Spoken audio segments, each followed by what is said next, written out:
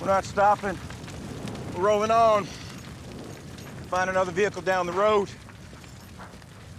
Mission hasn't changed. Devil's advocate, nothing more. We smashed to a stop hard.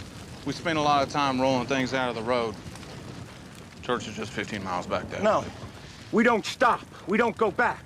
We're at war, and retreat means we lose. Cod was just a kid in a hoodie. Wrong place, wrong time. Wrong skin. Okay.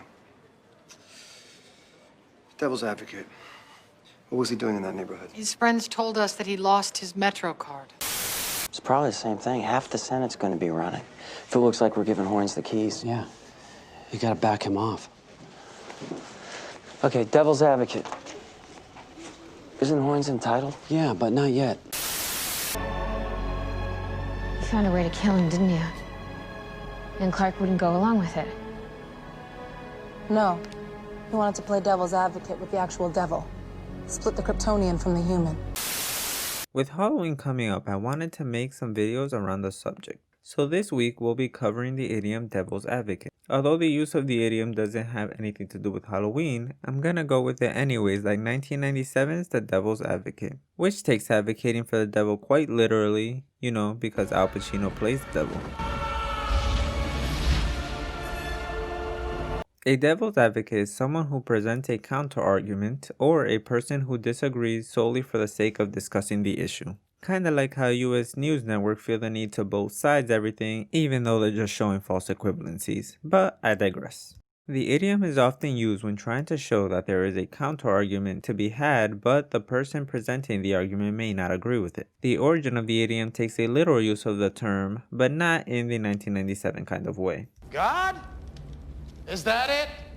God? It comes from the Roman Catholic Church as early as the 1500s when church-appointed officials were tasked with arguing against the canonization of a candidate. Canonization is how a dead person is officially recognized as a saint. Arguments are presented by advocates diaboli, or devil's advocate in Latin, to make sure that the person is actually worthy of sainthood. They directly oppose the advocatus Dei, or God's advocate. If the God's advocate wins, the deceased is now part of the communion's members of saints. This process is known as beatification. Just imagine for a second if beatification instead of canonization became the term used to show that something is actually part of the story. We'd had Star Wars fanboys yelling that the sequel trilogy is not beautiful.